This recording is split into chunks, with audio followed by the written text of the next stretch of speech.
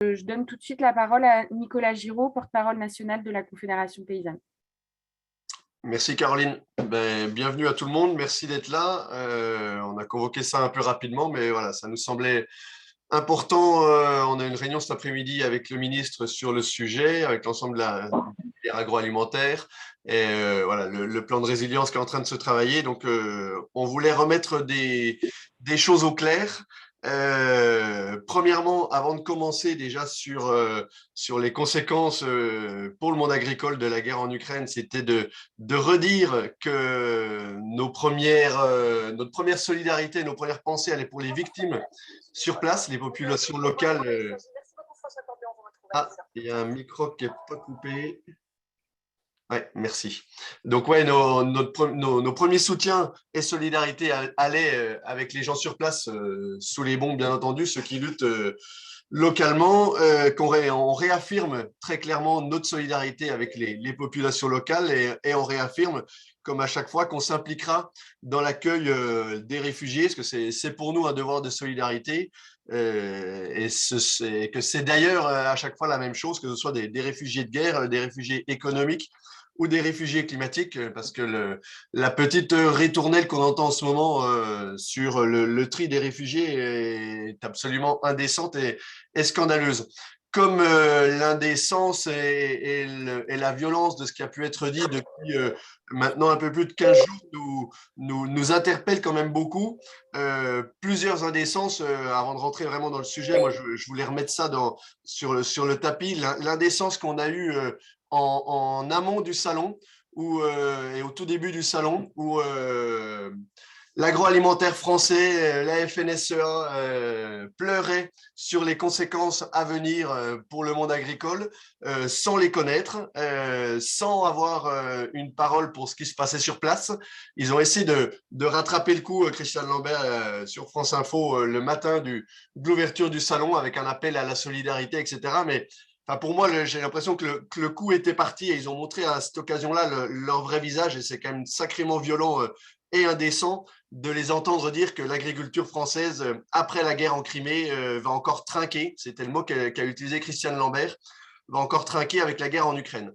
Donc voilà, ça c'est très difficile à entendre, à voir et à accepter. Donc c'est important de le reposer là. Comme ça nous apparaît également indécent, la ritournelle qui est en train de se travailler autour, au départ, de la souveraineté alimentaire et maintenant, sans se cacher, du produire plus pour nourrir. Ça nous apparaît à nous comme un opportunisme malsain aujourd'hui, ce qui est proposé et ce qui est mis en avant là. C'est davantage la volonté de faire financer les défaillances d'un modèle qui est en faillite depuis un moment. On a l'impression que ici, comme après la crise Covid, avec le plan de relance, avec la sensation que c'est encore empire, on va continuer à financer l'agriculture industrielle, on va continuer à financer les dépendances.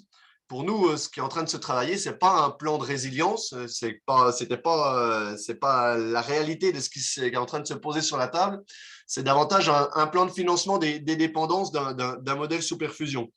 Donc voilà, on va pouvoir développer nos différents argumentaires et de dire que la souveraineté alimentaire, c'est absolument pas les éléments qui sont posés là. La définition de la souveraineté alimentaire, c'est le droit des peuples, le droit des populations à établir et mettre en place des politiques agricoles et alimentaires dans leurs États sans dumping de pays tiers.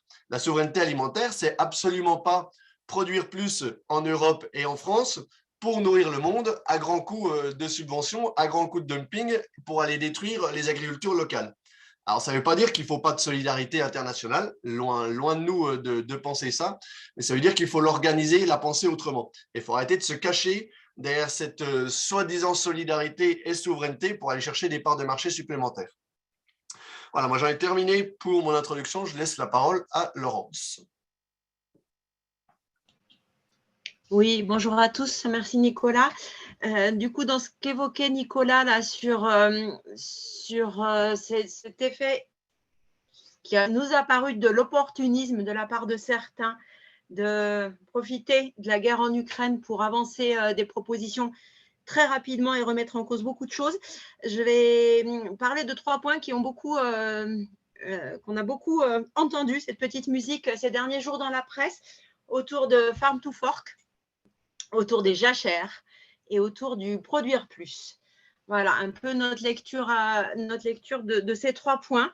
Le premier, la Farm to Fork, juste quelques rappels, c'est donc une stratégie européenne qui fait partie du grand paquet du Green Deal, là, du Pacte vert. Ça a été présenté en 2020 par la Commission avec un objectif, ça vaut vraiment de la peine de le rappeler, cet objectif, de créer des systèmes plus efficaces, mieux adaptés au changement climatique en fournissant des aliments sains à la population et en garantissant un niveau de vie décent aux agriculteurs. Je crois que c'est rédigé exactement comme ça.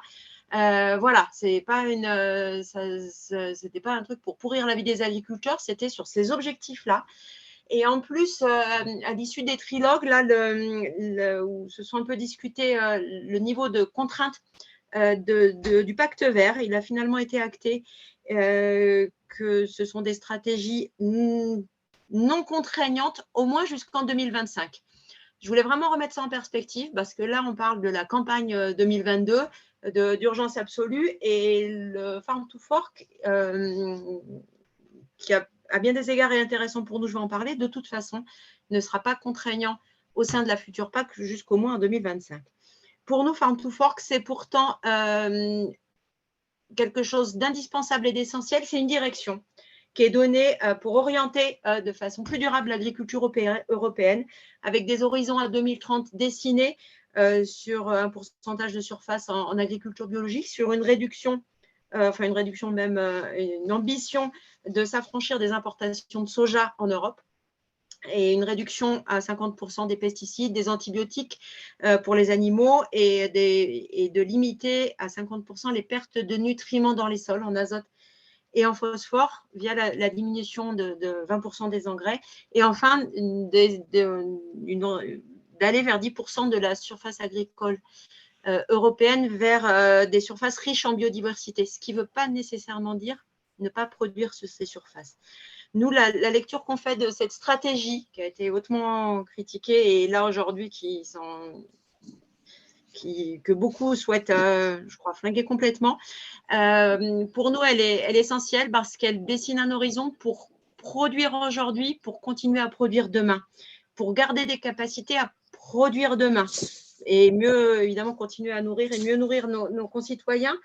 C'est absolument essentiel vu l'urgence d'améliorer notre résilience face au dérèglement climatique et aussi face à l'état d'une grande partie de nos sols agricoles, voilà, et de garder ou améliorer même leur capacité de production. L'autre point positif de cette stratégie pour nous, c'était qu'elle avait une dimension européenne. C'est pour la première fois, l'Europe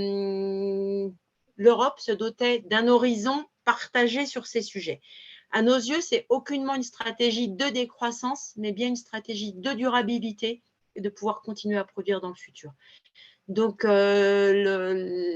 l'urgence des difficultés issues de la crise en Ukraine, enfin, pour nous, ne mérite aucunement de remettre en cause le Farm to Fork, parce qu'il ne s'applique pas immédiatement, parce que c'est un horizon indispensable à poursuivre. Sur les jachères, j'aurais presque envie de dire qu'il n'y a pas de sujet. Tellement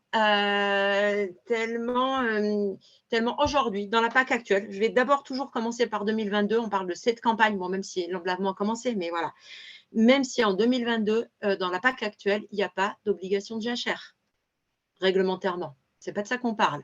Il y a effectivement, pour accéder au paiement vert, on peut y accéder ou pas, pour accéder au paiement vert, oui, il y a une obligation de conserver 5% d'infrastructures agroécologiques pour ce qui concerne les terres arables, plus de 10 hectares de terres arables, pour des enjeux de biodiversité, de climat et voilà, on parle bien d'infrastructures agroécologiques dans lesquelles il peut y avoir des jachères en petite partie, mais beaucoup d'autres éléments, d'éléments topographiques, de haies, d'arbres, de mares, de bosquets et de terrasses, de murettes et de beaucoup de choses. Dans la future PAC, je parle de la réglementation et après on verra sur les implications.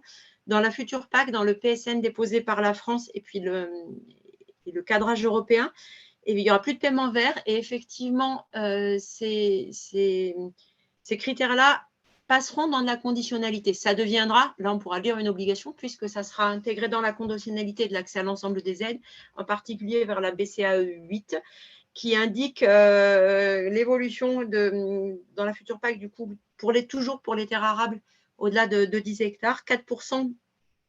Il y a deux voies de respecter cette conditionnalité, ou 4% de surface d'intérêt agroécologique. Donc, on passe de 5 dans le paiement vert à 4 dans la conditionnalité, avec toujours la possibilité de jachère, mais aussi toujours l'ensemble des éléments d'intérêt écologique.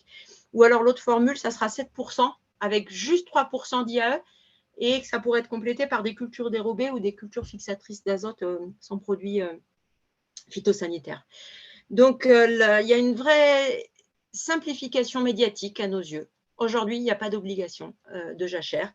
Et il y a, pour du paiement vert, d'avoir des infrastructures agroécologiques, dont une part de jachère. Et dans le futur, pareillement, en plus, en baissant les pourcentages, il pourra y avoir des jachères, mais d'autres éléments qui permettent de remplir cette conditionnalité.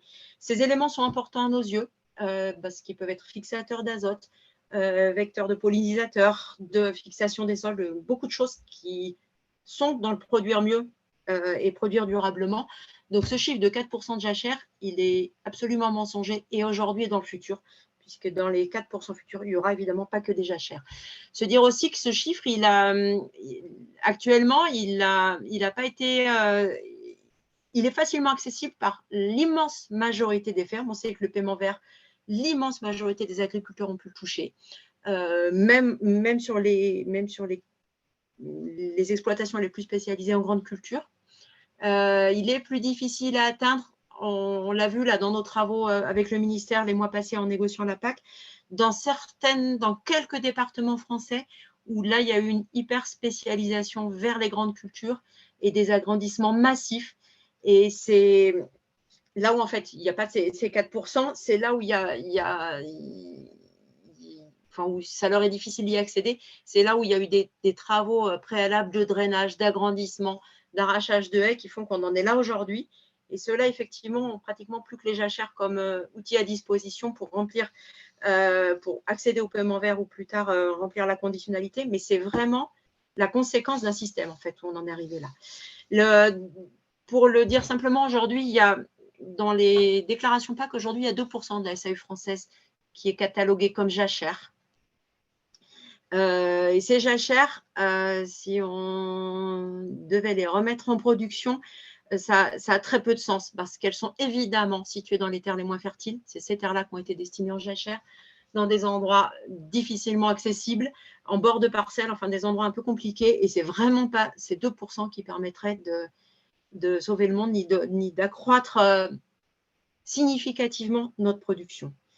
Et voilà comment, je disais, il n'y a presque pas de sujet médiatique, comment les jachères, qui représentent aujourd'hui 2%, qui ne sont pas une obligation, sont utilisées par la FNSEA, par les céréaliers,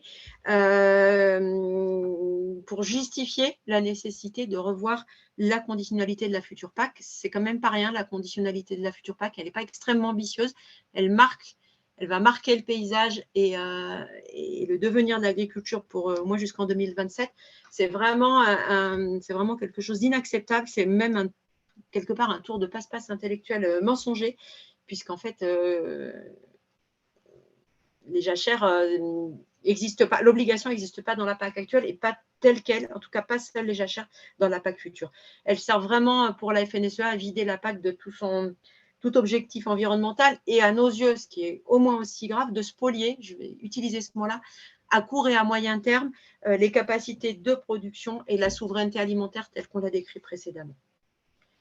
Finalement, sur le produire plus, voilà, on se dit il faut produire plus pour nourrir le monde. Aujourd'hui, produire plus, tous les chiffres, je pense que vous en avez beaucoup à disposition, montrent que produire plus n'est pas une garantie pour nourrir le monde. Pourtant, produire plus, c'est vraiment un dogme dans lequel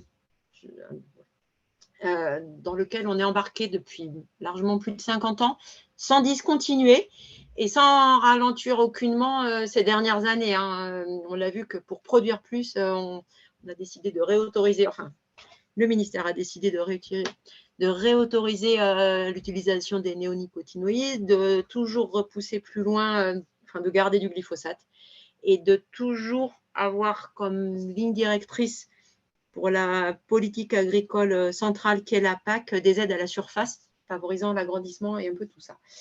Du coup, il faut savoir qu'en termes de production, je vais m'appuyer sur des chiffres de l'économiste Hélène Torgman.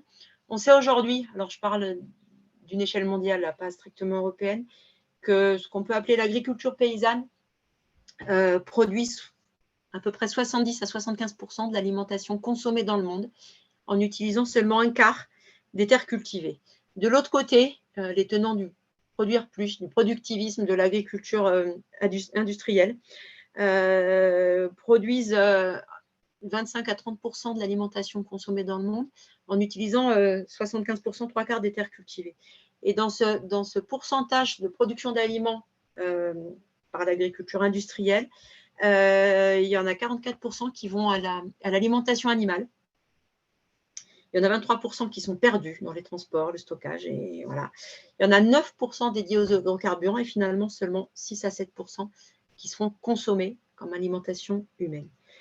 Du coup, on voit bien que produire plus ne garantit pas l'approvisionnement en nourriture à l'ensemble des populations.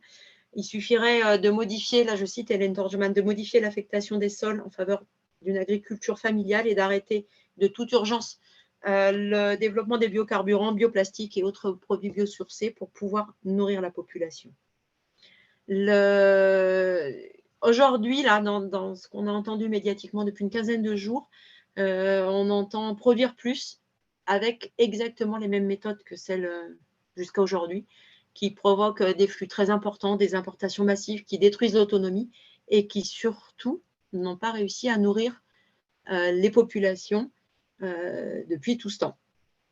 C'est extrêmement paradoxal quand on a entendu au début de la crise Covid le président Macron nous dire que c'était une folie de déléguer notre alimentation.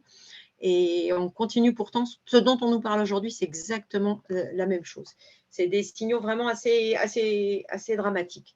Voilà, une fois qu'on a compris que le produire plus, l'agriculture industrielle, est moins axée sur la production de denrées alimentaires que vers le marché d'aliments, les agrocarburants ou des ingrédients industriels, on comprend bien les difficultés. On n'a pas réussi avec cette formule-là à faire reculer la faim dans le monde, ni la précarité alimentaire dans notre pays d'ailleurs. Et le produire plus, il y a une autre facette qui est celle des marchés, des prix des denrées alimentaires essentielles. Les céréales les plus consommées au monde, c'est d'abord le riz, puis le maïs, puis le blé, sont régis par un cours mondial, complètement déconnecté de la réalité et complètement sujet à des spéculations et des intérêts financiers massifs. On l'a toujours connu et on le connaît aujourd'hui même. Ces phénomènes de spéculation, depuis quelques jours et quelques semaines, ne font qu'enfler. Du coup, le prix des céréales mis sur le marché est complètement déconnecté et on peut toujours produire plus sans et du coup à des prix qui seront inaccessibles aux pays qui pourtant en auront besoin. Monsieur Macron l'a dit, le ministre l'a dit il y a quelques jours, le 8 mars, qu'effectivement un gouvernement comme celui de l'Égypte, qui sont des pays qui ont besoin de céréales pour leur population, aujourd'hui a rompu des contrats tellement les prix étaient élevés. Donc produire plus, mais la question c'est à quel prix on va pouvoir le mettre sur les marchés et nourrir les populations qui en ont besoin. Voilà sur les 3 points, ce focus sur les 3 points qui avaient été très médiatisés ces derniers jours. Et du coup, je vous laisse continuer.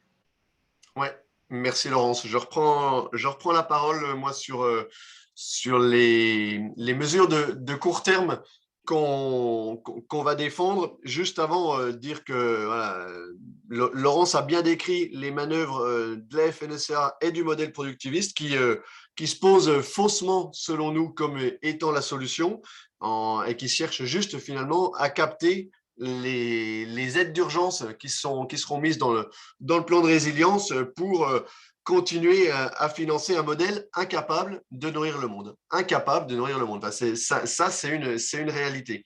Et je rajouterais juste sur le produire plus que, en plus, c'est clairement se mettre le doigt dans l'œil. Les rendements déjà en France plafonnent, notamment sur le blé. Ça fait déjà plusieurs années qu'on note cet effet-là. Et avec le problème d'approvisionnement et de prix des engrais azotés, comment techniquement arriver à tenir le produire plus? Déjà, là, il va falloir nous expliquer quelque chose. Donc, les 3 mesures qu'on va réclamer, nous, là, en urgence, que je porterai cet après-midi, je vais les développer ensuite. C'est le premier, et Laurence en a déjà un peu parlé, c'est le contrôle des prix des céréales pour permettre l'approvisionnement de l'ensemble des populations et pour permettre l'approvisionnement également des élevages qui en sont dépendants. C'est un accompagnement d'urgence, un accompagnement financier d'urgence pour les éleveurs et les éleveuses qui sont dans ces situations de dépendance, couplé avec une logique de plan de réorientation, de désendettement de la production animale industrielle. Et puis, c'est l'interdiction immédiate des cultures destinées à l'énergie, que ce soit méthanisation et agrocarburants. Donc, sur le prix des céréales, comme me disait Laurence, l'enjeu n'est pas seulement de produire plus, même si on le pouvait.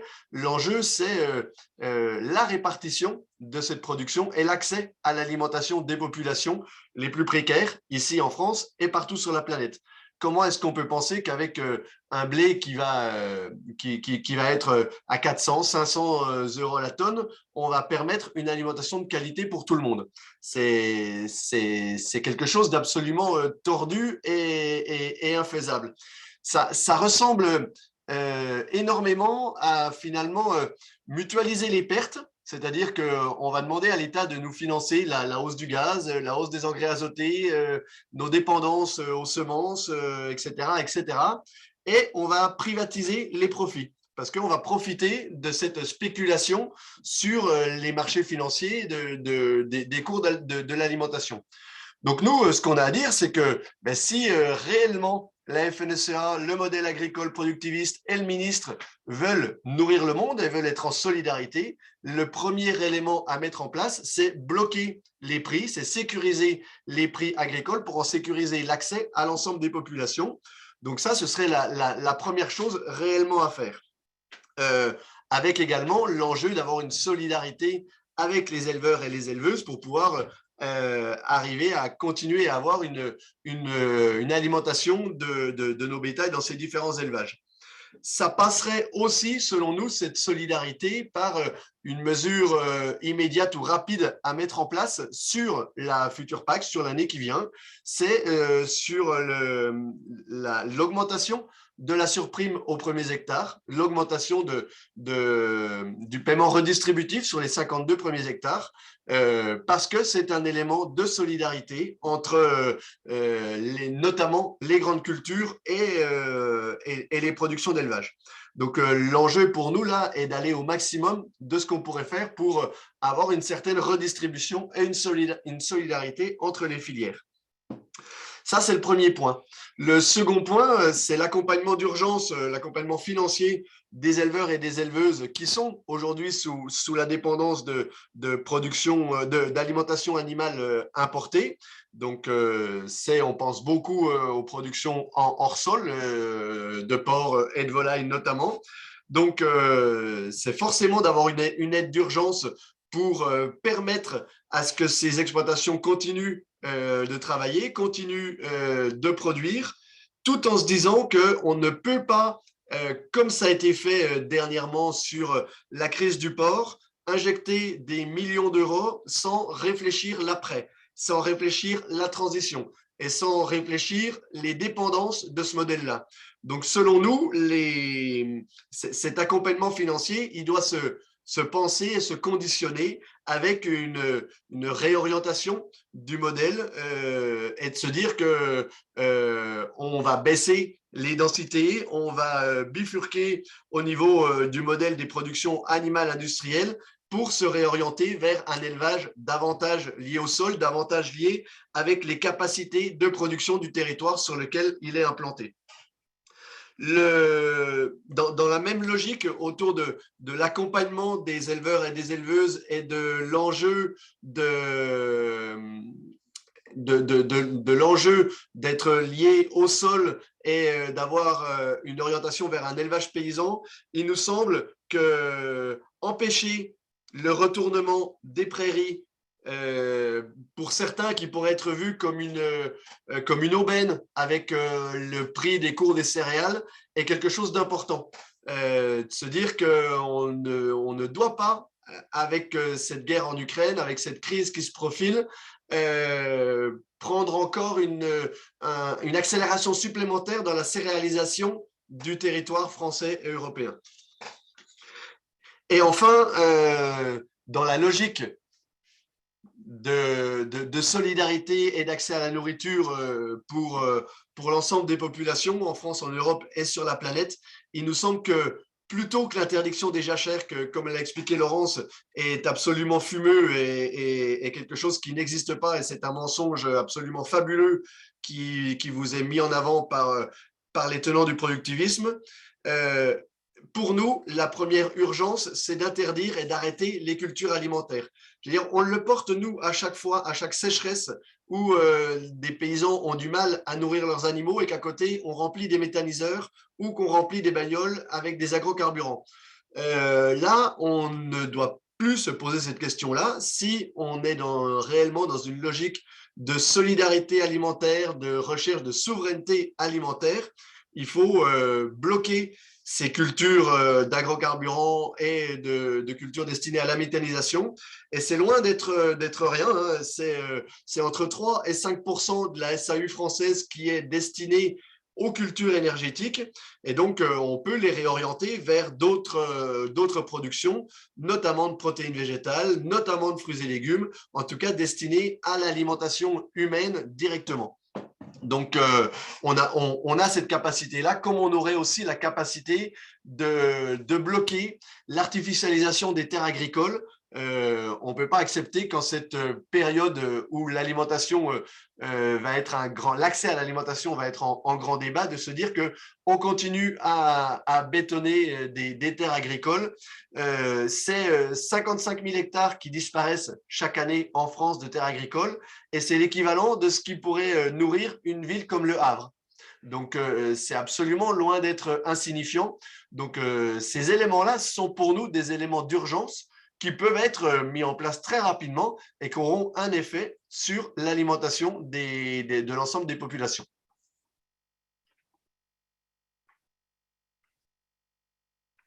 Merci Nicolas. Je passe la parole à Véronique Marchessault. Alors, on vous a parlé là des solutions à mettre en œuvre d'urgence pour répondre aux problématiques qui sont soulevées par la guerre en Ukraine. Il faut aussi évidemment faire des propositions pour atteindre la souveraineté alimentaire, qui est un facteur notamment de paix. Et donc, du coup, pour ça, on a des solutions à moyen terme qui diffèrent vraiment de celles qui sont proposées par les tenants de l'agriculture productiviste, FNSEA, gouvernement et agroalimentaire.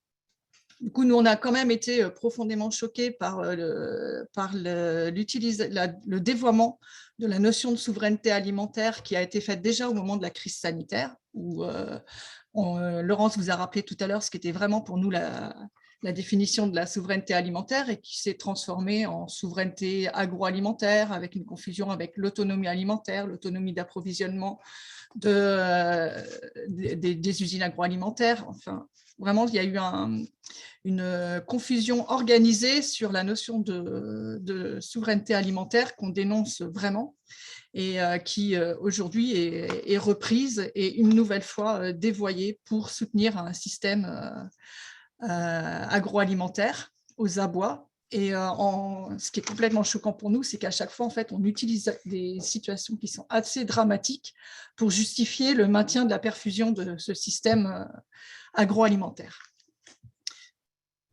Aujourd'hui, justement, pour promouvoir le maintien de ce système, en fait, on saucissonne volontairement tous les enjeux qui sont liés donc à la guerre et à ceux qui étaient déjà prégnants avant, notamment par rapport au climat, à la souveraineté alimentaire, la biodiversité, la qualité de l'alimentation, tout ça dans l'objectif de masquer les défaillances du modèle productiviste. Et à chaque fois, sont proposées des fausses bonnes solutions qui permettent une fuite en avant de ce modèle-là qui ne répond pas en fait aux différents enjeux, mais qui est du coup soutenu par toutes les propositions mises en œuvre pour répondre donc du coup à ce qu'on appelle, ce qui est appelé la souveraineté alimentaire et qui ne correspond pas du tout à ce que nous on propose. Donc, lors de la crise sanitaire, on avait déjà mis en évidence que le système productiviste était fragile, puisqu'il devait faire appel à un recours massif de main-d'œuvre étrangère, que la production de fruits et légumes était insuffisante, que la pénurie de pièces détachées pouvait proposer des problèmes dans le fonctionnement des fermes. Et aujourd'hui, à peine 15 jours après le début du conflit en Ukraine, on a déjà de multiples dépendances qui sont mises en œuvre. La première étant la dépendance aux engrais de synthèse. Ces engrais-là nécessitent des quantités considérables d'énergie pour leur fabrication. Et là, on voit vraiment qu'il y a un talon d'Achille. Cette dépendance énergétique, on peut la retrouver aussi dans d'autres pratiques des filières agro-industrielles, qui sont les serres chauffées, la poudre de lait engraissée à l'huile de palme, qui est vraiment un des process les plus énergivores qui soient, ou le chauffage des élevages hors sol de porcs et volailles. Donc, une première dépendance qui fragilise considérablement la possibilité d'atteindre notre souveraineté alimentaire. Une deuxième dépendance qui a été aussi très, très rapidement mise en évidence, c'est l'alimentation animale importée. On connaissait de façon très notable notre dépendance au soja sud-américain. Aujourd'hui, on voit que le maïs ukrainien est aussi, rentre en grande partie dans la fabrication de nos aliments industriels. Enfin, on le savait évidemment, mais ça restait dans l'ombre. Aujourd'hui, on ne peut plus le cacher. L'absence de lien au sol et d'autonomie fourragère pour les élevages qui sont hors sol est vraiment un problème majeur. Donc, du coup, on le voit aujourd'hui pour notre indépendance, c'est un problème majeur économique, mais aussi climatique, environnemental et sanitaire. Alors, l'agriculture productiviste est aussi complètement dépendante des marchés financiers. Donc, Laurence vous a très bien tout à l'heure fait le topo sur la volatilité des prix, sur la spéculation. Et donc, encore une dépendance qui fragilise et empêche de construire une souveraineté alimentaire. Ces productions agro-industrielles, elles sont aussi complètement dépendantes du libre-échange et de l'export. Toutes les filières sont construites sur une division internationale et dépendante des marchés import et export. On ne pourra pas, du coup, atteindre une souveraineté alimentaire si on n'arrête pas le libre-échange, tous les accords de libre-échange qui, aujourd'hui, permettent l'existence de ce fonctionnement-là et spécialisent les régions dans leur culture, rendent les pays du Sud complètement dépendants et empêchent toute tentative de mettre en œuvre des filières de production locale. L'agriculture productiviste est dépendante des aides publiques.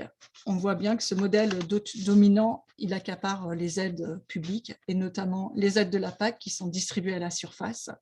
D'ailleurs, aujourd'hui, les grands bénéficiaires de la PAC, ce sont aussi les grands céréaliers qui vont bénéficier de la flambée des prix mondiaux qui sont issus de la spéculation des denrées alimentaires. Et le plan de résilience du gouvernement, on suppose qu'il va encore une fois réalimenter les aides d'urgence pour ce système que nous, on vous a déjà dit plusieurs fois, on considère être dans l'impasse et en incapacité de répondre à la multitude des enjeux auxquels l'agriculture est confrontée. Ce modèle agro-industriel est aussi dépendant des multinationales semencières. Pour ressemer les semences, on est obligé aujourd'hui de racheter les semences hybrides et les OGM Et du coup, la guerre en Ukraine, qui est un pays où il y a une production importante de semences, a mis en évidence une nouvelle fois cette fragilité du système agro-industriel. Et enfin, le modèle agro-industriel est complètement dépendant du système bancaire. Les fermes en agro-industrie sont complètement dépendantes de l'endettement. Et dès qu'il y a un problème, une crise, en fait, le manque d'autonomie nécessite une intervention urgente des pouvoirs publics. Voilà, donc du coup, ce système, quand on a mis en évidence toutes les dépendances de son système, on se dit qu'il faut vraiment avoir d'autres propositions que le recours aux aides publiques pour à chaque fois soutenir ce modèle et qu'il faut vraiment une réorientation profonde. Une réorientation profonde qui est portée, que peut permettre l'agriculture paysanne, qui porte des solutions intrinsèques.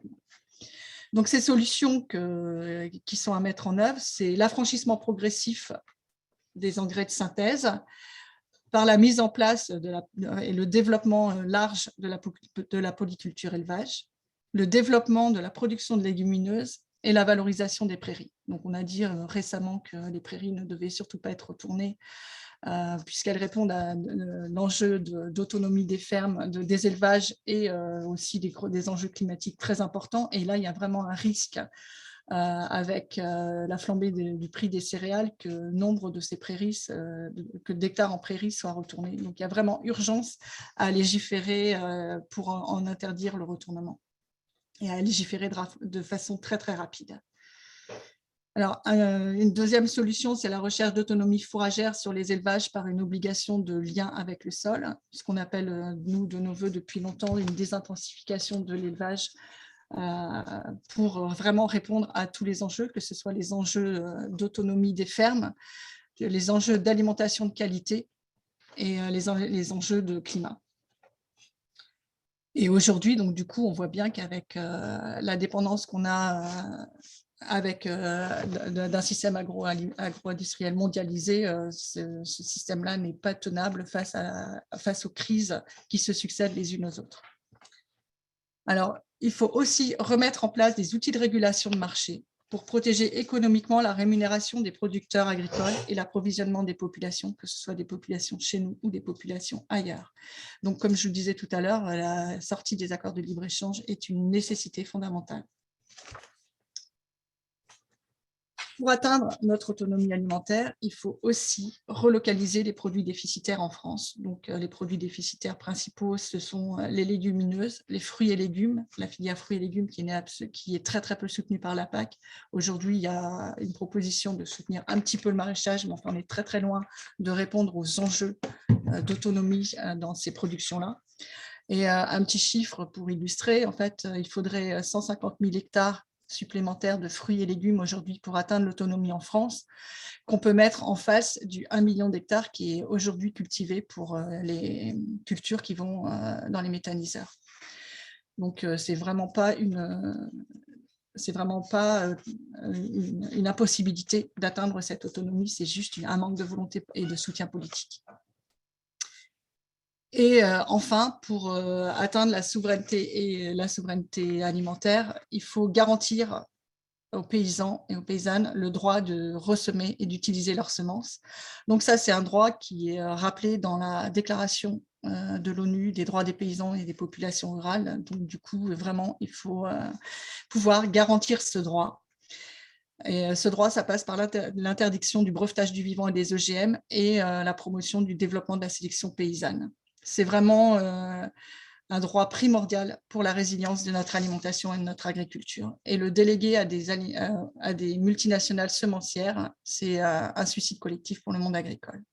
Il faut vraiment soutenir l'autonomie paysanne sur les semences, ce qui est vital dans des périodes difficiles, les guerres, les pandémies, les catastrophes climatiques, les conflits géopolitiques, tout ce qu'on est en train de vivre en ce moment et qui n'est peut-être pas à la veille de s'arrêter. Pour nous, voilà à quoi doit ressembler un véritable plan de résilience, ce qui n'est certainement pas ce qui nous attend dans les jours à venir quand le plan de résilience va sortir. On se fait assez peu d'illusions.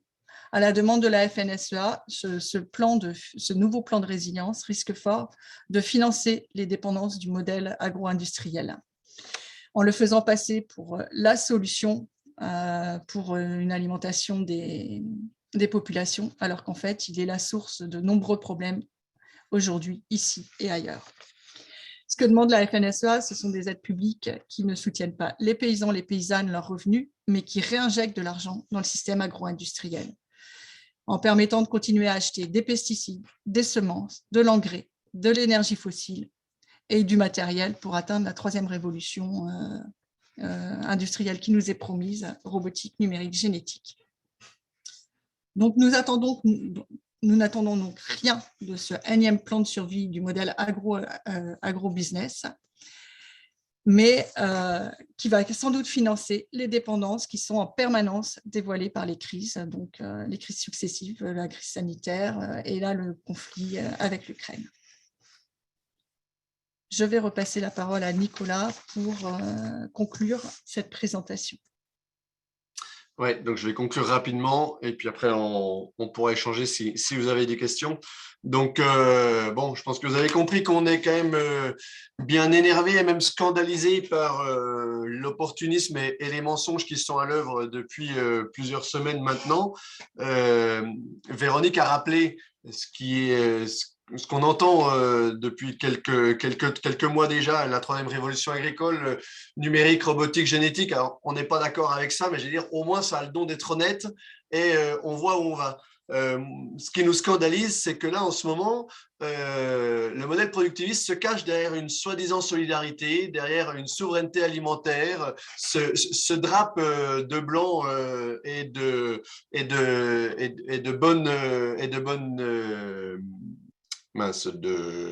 bons sentiments pour finalement ne faire que toujours la même chose, chercher à produire plus, chercher à accaparer des financements sans répondre aux différentes dépendances et aux différentes crises.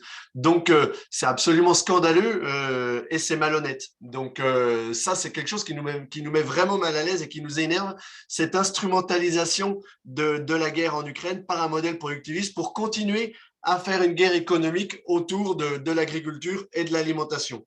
Donc, très clairement, pour nous, on l'a dit là, hein, les solutions, elles sont autour de l'agriculture paysanne, autour de la polyculture élevage, autour de l'autonomie, de la déspécialisation des territoires, de la sobriété énergétique, de l'affranchissement des engrais de synthèse, de la régulation des marchés, de la maîtrise des volumes, de la protection de la vocation des terres agricoles et de la protection économique des paysannes et des paysans. Tout ça, ça doit être les éléments fondateurs, ça devrait être les éléments fondateurs d'un réel plan de résilience et plan de réorientation et de prise en compte de nos différentes dépendances. Ce serait le moyen, avec l'ambition de diminuer ces dépendances, ce serait le moyen de se libérer les marges de manœuvre diplomatiques pour réellement œuvrer pour la paix, parce que rappelons-nous que l'objectif, c'est de poser des sanctions qui nous permettent d'aller vers la paix, d'aller vers un cessez-le-feu. Nous, c'est ça qui nous importe au plus haut point. Ce n'est pas seulement d'en gérer les conséquences, mais de pouvoir mettre à l'œuvre des sanctions qui avancent dans cette direction-là et finalement s'affranchir de ces dépendances de manière structurelle, ce serait une des clés pour aborder de manière plus costaud, j'allais dire, le monde de demain, le monde d'après, même si le terme est absolument foireux, mais un monde qu'on espère, nous, désirable, pacifique, social et écologique. Et aujourd'hui, avec ce plan de résilience, on est vraiment loin de tout ça. Donc voilà, j'en arrête là et puis on prend bien entendu vos questions. Je vois que Raphaël Lecoq a déjà levé la main. Oui, tout à fait. Raphaël Lecoq, je vous en prie, vous pouvez Oui, prendre la parole. bonjour. Bonjour, on a entendu que vous étiez assez pessimiste quant au plan de résilience par rapport à votre plan à vous. Je voulais savoir, s'agissant du PSN, est-ce que vous avez un soupçon d'espoir que le ministre fasse varier quelques curseurs sur le PSN? Vous avez indiqué quelques-uns dans votre présentation. Est-ce que de ce côté-là, vous avez un petit espoir ou aucun? Merci. Laurence, tu veux répondre? Oui. Alors, on n'a pas d'indicateur officiel qui pourrait montrer ça. De fait, dans la mécanique de définition là, des PSN, il y aura On attend la lettre de retour là, de la commission, je pense début avril en France. Et puis après, la France pourra refaire des choses. On imagine bien que d'une part, la relecture de ces PSN sera faite à l'aune de la crise en Ukraine. Il ne peut pas en être autrement visiblement. Je le redis, les PSN, ça commence en 2023, c'est du court moyen terme. On a plutôt peur, vu les manœuvres qu'on a décrites aujourd'hui, que les modifications au PSN, je pense qu'il peut y en avoir réglementairement, n'aillent pas dans le sens des mesures qu'on propose. Pourtant, quand on parle du paiement redistributif, de consolider, de garder la conditionnalité, mais ce n'est pas impossible que ça puisse être modifié dans l'autre sens également. Mais voilà, je pense que dans les jours qui viennent, on en saura plus avec les différents conseils des ministres aussi. Mais ce n'est pas impossible que la commission allège des choses dans l'évaluation des PSN. On n'est pas à l'abri de ça.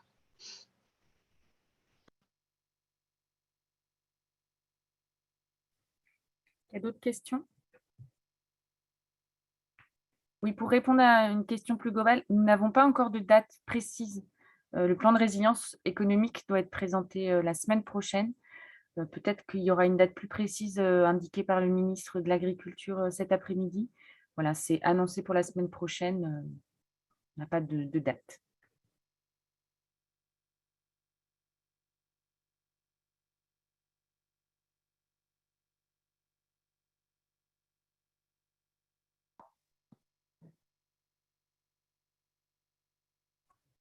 Pas de questions, pas de demande de précision. Ah, je vois que certains mettent leur caméra. Ouais. Bonjour, vous Bonjour m'entendez? Yvan. Moi j'avais une petite question. Donc, Yvan Logvenov chez Agrapresse. On a vu une lettre du coup des ONG hier, donc 24 ou 26 ONG selon les comptages, qui eux faisaient de l'élevage vraiment la première cause finalement de cette dépendance aux engrais, aux importations de céréales. Savoir si, vous partagez ça. Est-ce que vraiment c'est l'élevage industriel avant tout qui serait le problème principal dans les fermes, et peut-être pourquoi est-ce que vous n'êtes pas joint à ces ONG qui sont peut-être des organisations avec lesquelles vous travaillez d'habitude, notamment pour une autre PAC? Merci. Je ne sais pas si c'est l'élevage industriel qui est la cause de tout. Moi, je pense que davantage, c'est l'agriculture industrielle. J'aime pas déjà seulement répondre partiellement en disant, en séparant l'élevage du végétal. L'élevage, c'est industrialisé. D'ailleurs, c'est plus de l'élevage, c'est plutôt des productions animales industrielles. C'est plus de l'élevage, selon nous. Mais il s'est industrialisé parce que ça a été permis par l'industrialisation des productions végétales. Engrais de synthèse, semences, OGM, pesticides, etc. Tout ça, c'est les outils de l'industrialisation du modèle agricole. Donc oui, l'élevage, les productions animales industrielles sont à réorienter. Pour nous, l'enjeu est d'avoir demain plus d'éleveurs et d'éleveuses dans un autre modèle. On l'a défini là autour d'un modèle de polyculture élevage, autour d'un modèle diversifié, autour d'un modèle lié au sol, lié aux capacités du territoire, etc. Et donc, de fait, ça impliquera en cascade de revoir le modèle de production végétale. Donc, on ne peut pas seulement cibler l'élevage industriel, il faut prendre ça dans sa globalité. Et pour la deuxième question, pourquoi on n'a pas signé? On est globalement en accord sur tout ce qui a été posé par les différentes ONG. On voulait très clairement avoir une parole confédération paysanne, ce qu'on tient là aujourd'hui, avant d'avoir une parole qui puisse être collective. Mais à part ce que je dis là sur la manière d'appréhender les choses sur les productions animales industrielles, on est tout à fait en accord avec ce qui a été posé dans cette lettre ouverte hier. Raphaël Lecoq. Oui, une nouvelle question donc, pour Plein-Champ. Je voulais savoir si les adhérents de la Conf, de par leur modèle de production, vous estimez qu'ils sont éventuellement un peu plus, on mettait beaucoup de guillemets, protégés par rapport aux incidences des surcoûts alimentaires et énergétiques, est-ce que vous diriez qu'en l'état actuel des choses, avant ce fameux plan de résilience, vous diriez que vous êtes globalement, enfin, l'agriculture que vous défendez est un peu plus protégée de la situation actuelle?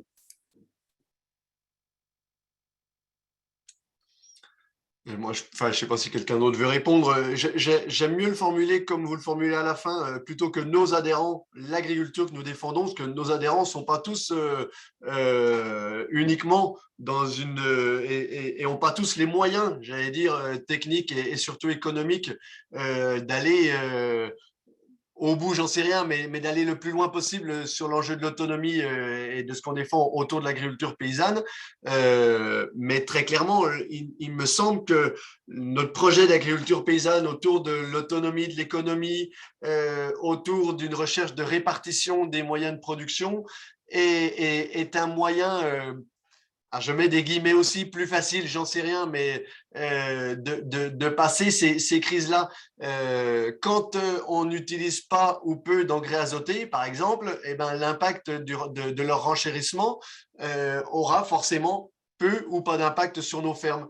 Quand on est sur un modèle de polyculture élevage avec une recherche d'autonomie fourragère ou de protéines végétales, on sera forcément moins impacté également par les cours de l'alimentation animale qui vont exploser et qui sont en train d'exploser. Après, tout le monde n'a pas cette capacité-là aujourd'hui. Quand on pousse les paysannes, les paysans pour arriver à continuer à exister, à monter des ateliers hors sol et à être du fait davantage dépendants de cette alimentation importée, ils ont beau rechercher à être le plus autonome possible, ils seront beaucoup plus impactés et on ne peut pas les abandonner. On ne peut pas se dire que juste parce qu'ils n'ont pas fait l'effort ou pu faire l'effort, c'est beaucoup davantage ça, qu'on va les montrer du doigt et les laisser de côté. Mais de fait, à terme, et ce qu'on veut dire par là, à terme, une réorientation du modèle agricole vers davantage d'agriculture paysanne autonome, économe, sobre en intrants et qui permettent une réelle souveraineté alimentaire et relocalisation permettra à la fois de mieux nourrir et à la fois permettra aux paysannes et paysans de mieux appréhender, mieux passer ces moments de tension sur les prix. Si je peux juste compléter, il me semble que c'est le sens des 3 mesures d'urgence qui ont été présentées ce matin, justement, parce qu'il y a une conscience que tout le monde n'en est pas au même niveau, d'où la nécessité de ces 3 mesures d'urgence qui vont pouvoir répondre à ceux qui ne sont pas en capacité ou n'ont pas développé une pleine autonomie. C'était juste pour compléter, voilà, que ce soit bien clair que ces mesures d'urgence, elles sont globales et elles ne sont pas pour des adhérents ou des sympathisants.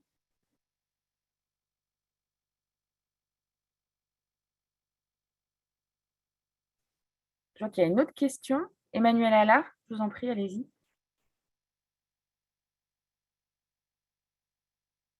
Il faut juste réactiver votre micro.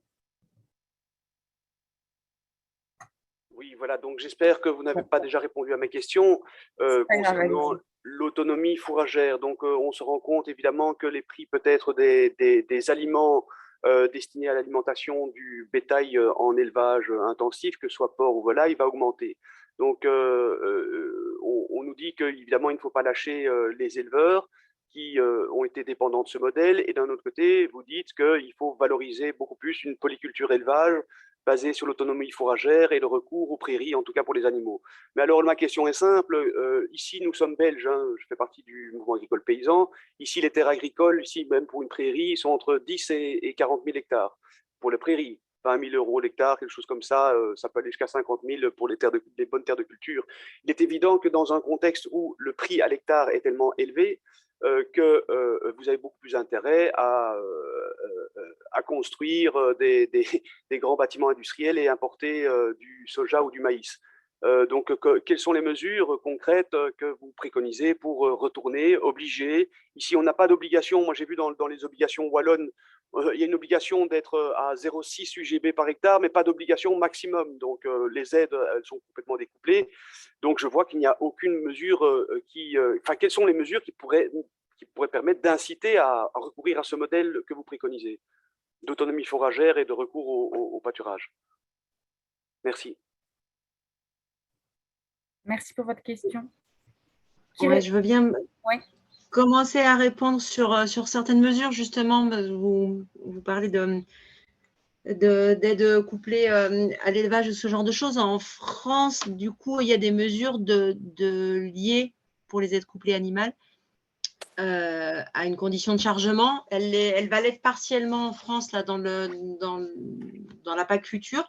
Voilà, ça, c'est des mesures qui vont dans le bon sens. Et je crois que tout le sens de ce qu'on expliquait, on a hautement conscience de la situation dans laquelle on est effectivement, c'est de combiner des mesures d'urgence avec les éleveurs qui seront le plus en difficulté à très court terme et les lier intrinsèquement à une évolution des systèmes à moyen terme. Ça va être complexe, mais il y a quand même des moyens sur la table qui permettent de façon déterminée de donner ce virage maintenant. Enfin, c'est maintenant qu'il faut le faire, sinon on va laisser. On a conscience que beaucoup d'agriculteurs pourraient rester sur le bord du chemin ce type d'élevage là très rapidement et du coup les soutenir, mais enclencher ce virage absolument à très court terme. Et c'est justement tout le problème de cette vision de la compétitivité que vous évoquez, que du coup c'est moins cher d'enfermer des bêtes et d'amener du soja, qui nous a amené dans la situation dans laquelle on est aujourd'hui et qui pour nous n'est pas une situation de souveraineté alimentaire comme on a pu le décrire, avec toutes les corollaires et tous les coûts sociaux, environnementaux, énergétiques associés à ce modèle-là, en fait. Et c'est vraiment de ça qu'on parle et du courage nécessaire pour affronter ça et dessiner les choses autrement. Voilà, c'est peut-être en partie de réponse à votre question. Oui, je vous remercie. Je peux peut-être rajouter qu'en France, la situation par rapport au foncier, elle est complètement différente. On a des outils de contrôle d'accès au foncier et du fermage qui permettent de ne pas atteindre les coûts que vous évoquez chez vous et qui rendent du coup pour nous plus envisageable le fait d'avoir une culture beaucoup plus extensive, quoi. La situation chez nous est un peu différente par rapport au foncier. Peut-être, Véronique, tu peux préciser au niveau du foncier, des outils qui sont insuffisants, mais les outils de protection qui existent et ceux qu'on préconise? Donc, du coup, on a effectivement la SAFER qui nous permet du coup, de contrôler l'accès au foncier et les commissions d'orientation de l'agriculture, les CDOA, et le droit du fermage, quoi. En fait, du coup, tout est limité. Enfin, les prix d'achat peuvent être revus s'ils sont trop élevés.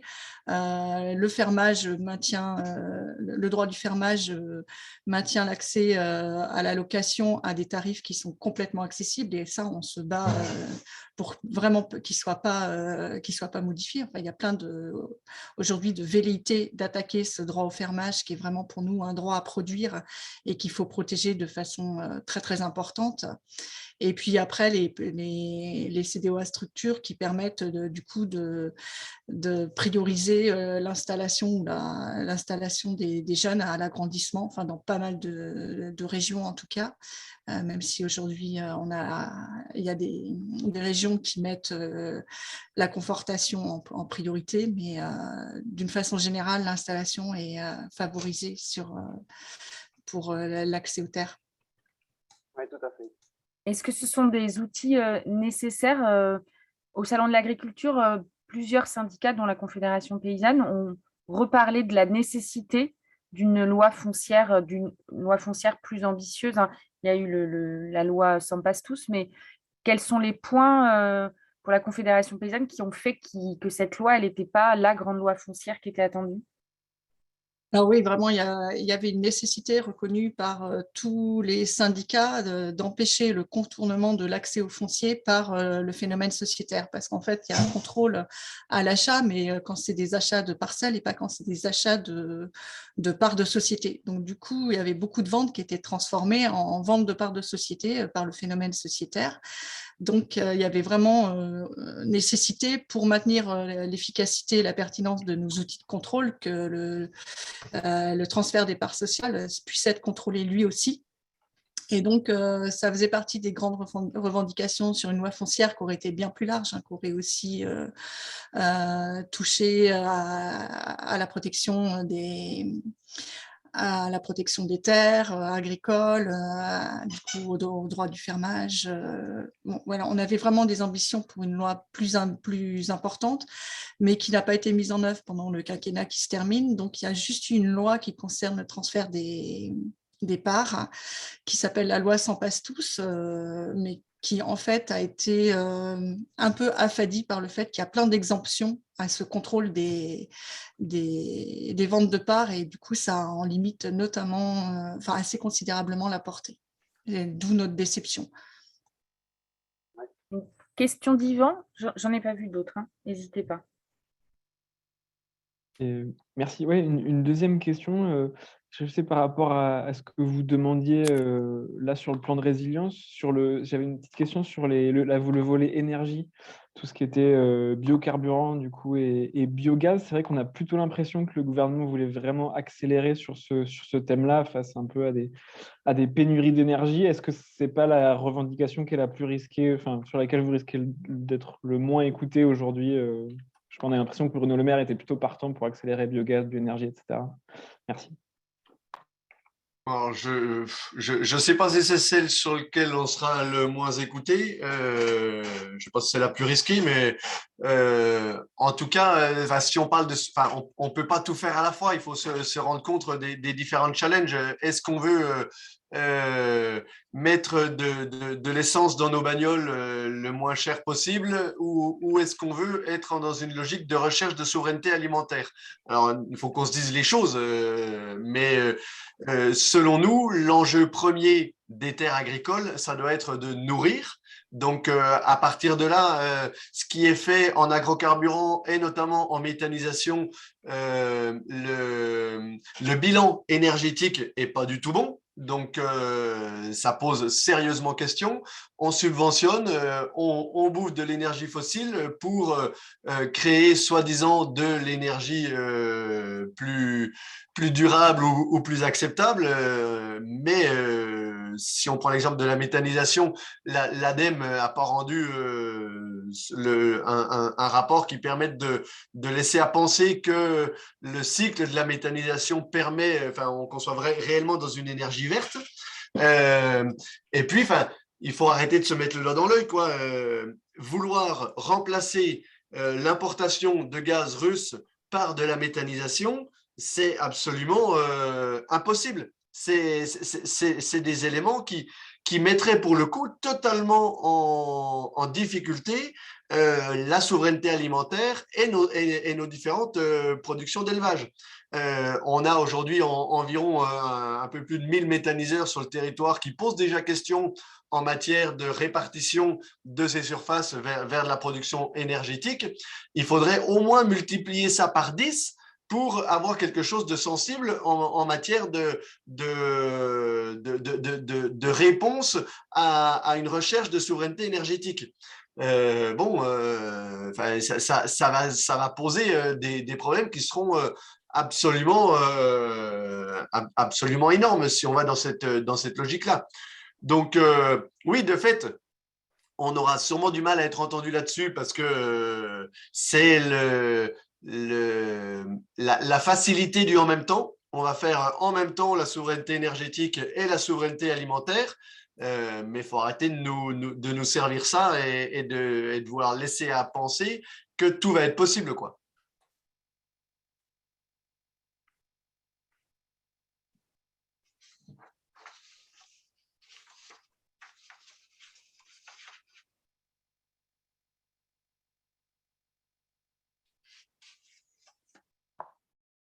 Moi, j'ai une dernière question. Alors, si mes collègues en ont pas, ça sera tout, promis.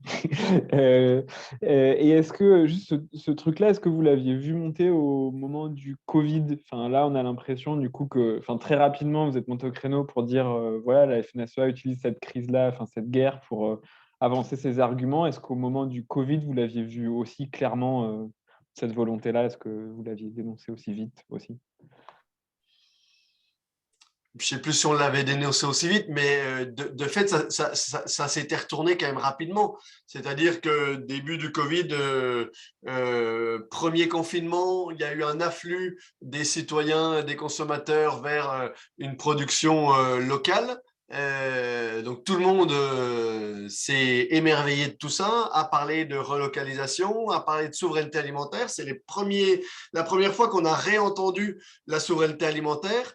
On a très vite, nous, fait une tribune, je ne sais plus à quel média elle était parue, en expliquant que la souveraineté alimentaire sera paysanne. Voilà, elle ne peut pas être industrielle, elle ne peut pas être liée au modèle productiviste. Donc, on a très vite vu la réappropriation qui pouvait se faire. Et puis, on l'a dénoncé au travers des mesures du plan de relance qui, à grands coups de subvention, redonne du potentiel financier à un modèle qui avait mis enfin, un modèle dont les dépendances avaient déjà été mises en lumière pendant la crise Covid, quoi.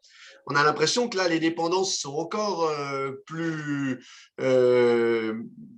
vues encore plus violemment. Et donc, la réponse financière va être encore plus majeure, mais elle va être la même. Donc, oui, je pense qu'on est dans les mêmes, dans les mêmes ficelles, dans les mêmes outils, avec une gradation qui est encore plus importante, quoi. Manuel Allard, vous aviez une question complémentaire ou c'est juste la main qui est encore… Je Non, vous ai non. mis dans le chat des données sur la méthanisation, hein, qui sont d'accord. issues d'un rapport parlementaire, du dernier rapport parlementaire du Sénat, assez complet, qui faisait un état des lieux. Mais ici, en fait, nous travaillons, donc le Mouvement d'Action Paysanne a travaillé beaucoup et va proposer bientôt en Belgique de s'inspirer des SAFER à la belge, donc des SAFER françaises. Moi, je suis un défenseur de votre modèle de régulation. Et donc là, j'ai donné le mail du MAP et de mon mail pour nous avons fait une synthèse des modes de régulation, que ce soit sur la terre ou sur le transfert des parts sociales. Et voilà, donc ici, c'est pour implanter ça ici en Belgique. Mais il est évident que nous avons énormément de critiques. Oui, la SAFER, enfin, excusez-moi, mais les mauvaises langues ont carrément dénié la SAFER pour ses divers défauts. Mais donc, on préfère jeter le bébé avec l'eau du bain plutôt que d'améliorer le système. Voilà, et justement dans ces affaires, pour revenir à l'utilisation et l'accaparement des terres, que ce soit pour les céréales ou pour les agrocarburants, dans cette mise en place de SAFER, nous avons mis des principes, et un des principes aussi, on a discuté, il est évident qu'il doit y avoir une vision globale de l'affectation des terres en termes de productivité. On a le même constat que vous, il nous manque beaucoup de terres pour l'affectation de fruits et légumes. Nous avons trop de terre pour la pomme de terre, par exemple, qui prend 10% de nos terres agricoles en Wallonie. C'est hallucinant pour une seule culture. Pourquoi? Parce que c'est pour l'industrie des patates surgelées qui sont exportées. Et donc, nous avons évidemment des distorsions. Évidemment, une SAFER qui pourrait prendre en compte ces affectations de terre pourrait aussi bloquer la vente de parts sociales ou de terres pour l'agrandissement de terres de culture destinées à un produit ou à une filière qui n'est pas souhaitable. Et comme par exemple les biocombustibles, les agrocombustibles, c'est évidemment une aberration. Pour 10% de notre consommation énergétique, il faudrait, je ne sais pas, 50 fois la superficie agricole wallonne, par exemple, pour nous en Belgique. Ça n'a aucun sens. Donc, évidemment, voilà. Donc, c'était pour vous inviter à nous écrire pour les personnes. Je ne sais pas si c'était plutôt Laurence Marandola de Confédération Paysanne, ou Véronique Marchessault, qui connaissait bien le problème de la SAFER et des régulations, mais nous sommes intéressés en tout cas à avoir vos contacts. Je vous remercie, excusez-moi d'avoir été long. Non, pas du tout, c'est intéressant d'avoir cet éclairage européen et belge, parce qu'effectivement… Mais en fait, on s'est fort basé sur vos travaux, et donc quelque part, vous avez mis dans vos travaux la structure, l'équilibre des structures agricoles. Et personne ne comprenait qu'est-ce que c'était l'équilibre des structures agricoles. Et puis moi, j'ai réfléchi, je me dis, ben oui, forcément, dans l'équilibre des structures agricoles, oui, c'est avoir une vision globale. Et donc, ça veut dire que c'est beaucoup trop technique maintenant et on n'a pas de vision globale. S'il s'agit de vendre une terre pour un entrepreneur qui est spécialisé dans les agrocombustibles, on va dire non parce qu'on n'a pas assez de terres affectées, par exemple, à ce produit plus autonome ou des fruits et légumes.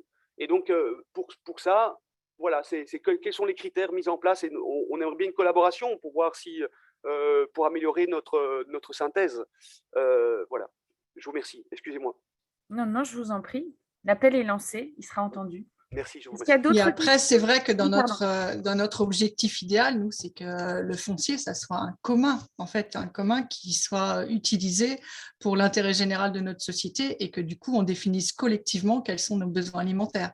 Donc ça, c'est vraiment ce qui nous mène comme ligne d'horizon.